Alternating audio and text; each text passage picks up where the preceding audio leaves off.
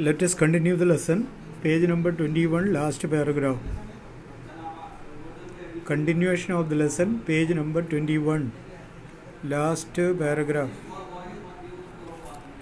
In life, every man has twin obligation.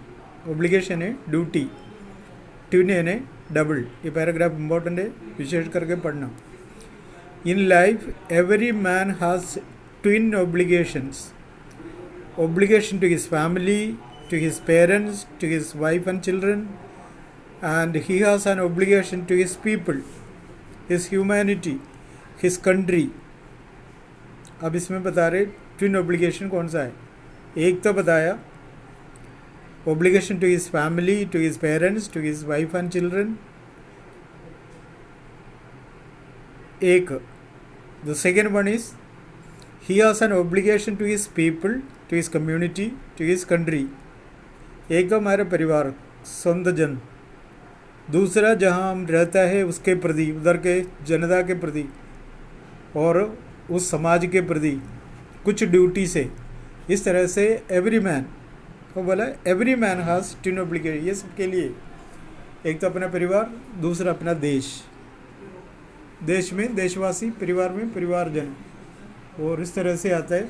तो ये आता है in a civil and humane. Human नहीं है, ह्यूमेन यानी काइंड सोसाइटी. ह्यूमेन का मतलब kind society. Each man is able to fulfil those obligations. एक समाज में हर व्यक्ति को ये दोनों ड्यूटी निभाना पड़ता है according to his own inclination. अपना झुकाव के हिसाब से, अपना हिसाब किताब से, एंड एबिलिटीज़, अपने कैपेसिटी के हिसाब से हमें ये दोनों ऑब्लिगेशन को पूरा करना, निभाना पड़ता है. But in a country like South Africa it was almost impossible for a man of my birth and colour to fulfil both of those obligations. लेकिन साउथ अफ्रीका में ऐसा प्रॉब्लम था, कोई भी आदमी फलाना कलर का जन्म है इस वजह से ये दोनों ऑब्लिगेशन पूरा नहीं कर पाते थे. In South Africa, a man of color who attempted to live as a human being was punished and isolated.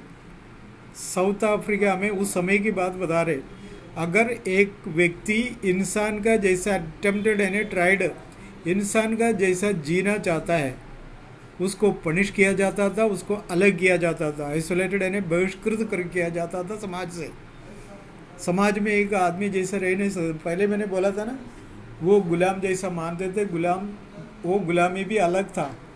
बाज़ार में इन लोगों को पकड़ के ले जाते, गोरे लोग पकड़ के ले जाके बाज़ार में जाके बेचते, दूसरा गोरे लोग उसको खरीदते. जैसे हम बाज़ार में जानवर को बेचने का मतलब मेला वाले लगता है ना, जो वहाँ से हम जानवर खरीद सकता है, जानवर के जगह में, और इनको बाज़ार में ले जाके खरीदते, बेचते. खरीदने वाला उसको ले जाके अपना घर पे, खेत में जो भी काम कराना है उसे कराते. उसको तनख्वाह नहीं देते, रहने का अच्छा जगह नहीं है, वो कई कोठड़ी में पड़े रहना है, और पर्याप्त खाना भी नहीं देते. कुछ बोला है तो मार डालते. यही था उधर का गुलामी. अब सोच के देखो वहाँ के लोग कैसे थे. अब इससे काम कराते थे वो इसलिए क्योंकि इन लोग अट्टे कट्टे आदमी है, बहुत ताकत है इसमें. तो बहुत ताकत मतलब भयंकर ताकत है इसका अंदर. क्या खाते क्या पीते भगवान जाने, लेकिन इसका ताकत बहुत भयंकर है. और साउथ अफ्रीका जैसा देश में इस तरह का कोई व्यक्ति इंसान जैसा रह नहीं सकता था. अगर कोई ऐसा रहने का कोशिश किया, उसको पनिश किया करता था और उसको समाज से बहिष्कार किया करता था. In South Africa, a man who tried to fulfill his duty to his people was inevitably ripped from his family and his home and was forced to live a life apart. अगर किसी ने इस तरह का कोशिश किया है, बस इनएविटेबली में अनअवॉइडेबली, वो सहन नहीं पाते तो कुछ करें. तो ऐसे लोगों को क्या करते थे, ripped from his family and his home. Ripped means separated from his family and his home and was forced to live a life apart. ये Twilight existence of secrecy and rebellion, Twilight यानी dim light और rebellion यानी revolt, उसको उसके खिलाफ कुछ करने का मतलब मन करता है लेकिन उसको उसका सजा भुगतना पड़ता था. I did not in the beginning choose to place my people above my family, but in attempting to serve my people I found that I was prevented from fulfilling my obligations as a son, as a brother, as a father and a husband. मैं भी शुरू में कि I did not in the beginning choose to place my people above my family. शुरू में मैं अपना ही लोगों को मेरे परिवार से ऊपर नहीं मानता था.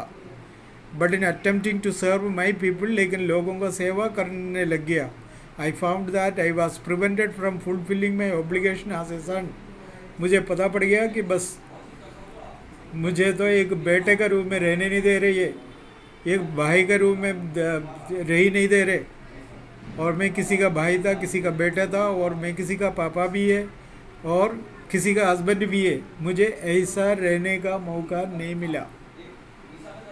मैंने सोचा तो सब मेरा परिवार सब कुछ है, लेकिन मैं परिवार के हिसाब से जीने लगा तो मुझे ऐसा जीने नहीं दिया. एक बेटा के रूप में भी जीने नहीं दिया, एक भाई के रूप में भी जीने नहीं दिया, एक पिता बन गया तो उसके रूप में भी जीने नहीं दिया. मैं किसी का हस्बैंड बन गया तब एक हस्बैंड के रूप में मैं रहने. पर ऐसा जीवन बताने से क्या मतलब है? तो सोच के देखो वहाँ का लोग कितना पीड़ा सहा. वो एक देश अगर आज़ाद हो गया, हिंदुस्तान की स्थिति भी ऐसा था. अंग्रेजी लोगों ने हमारे लोगों का मतलब स्थिति बहुत ख़राब कर रखा था. कुछ बोल नहीं सकते, काम कराते, पैसा पर्याप्त नहीं देते. उन लोग कमाते लूट के ले गए हमारे देश में जो कुछ था. ऐसा परिस्थिति में हम भी थे. हम मतलब हमारे पूर्वज थे, वो जानते उस समय क्या होता था. लेकिन आजकल हम आज़ादी से रहते हैं, वो 1947 का नतीजा है. इसलिए हम आज इस तरह से मतलब आराम से जी सकता है.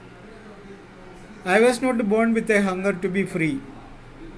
मैं आज़ाद होने का भूख से जन्म तोड़ी लिया. आई वॉज बोर्न फ्री, मैं आज़ादी से जिया मतलब जन्म लिया. Free in every way that I could know. जो मुझे जानता था, जो मैं जानता था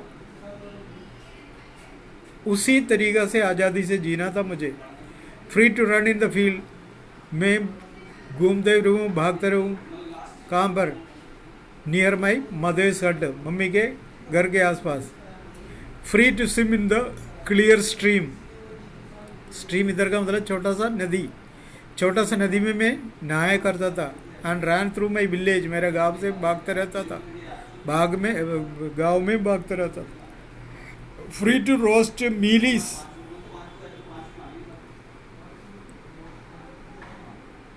खाने का आइटम मैं आराम से बना के खा सकता. Under the stars and ride the board bags of slow moving bulls. सांड का ऊपर बैठ के मैं सफ़र कर सकता था. as long as I obeyed my father and obeyed by the custom of my tribe. मैं मेरे पापा का आज्ञाकारी बनकर रहा और समाज जो कहते थे, मेरा क्लान क्यों कहते, मेरा वंश जो कहते थे, उसी के हिसाब से मैं जिया. I was not troubled by the law of man और गॉड. आदमी का कानून और ईश्वर का कानून मुझे कभी परेशान नहीं किया था. It was only when I began to learn that my boyhood freedom was an illusion. मुझे ये बात तब पता पड़ गया कि मेरा बॉयहुड में जो हुआ था वो केवल मेरा भ्रम था. इल्यूशन मीन्स भ्रम. बॉयहुड है ना youth. When I discovered as a young man that my freedom had already been taken from me, जब मैं जवान हो गया, मेरा बचपन का जो भी आज़ादी थी वो मुझसे छीन लिया गया. That I began to hunger for it, मैं उसका भूखा रहा, क्योंकि मुझे मेरे बचपन में जो भी आज़ादी था मैं वो अपने जीवन में लेते हुए जिए. At first as a student I wanted freedom only for myself. मैं जब स्टूडेंट था तो मैं केवल मेरे लिए सोचा आज़ादी से जीने का. And the transitory freedom of being able to stay out at night.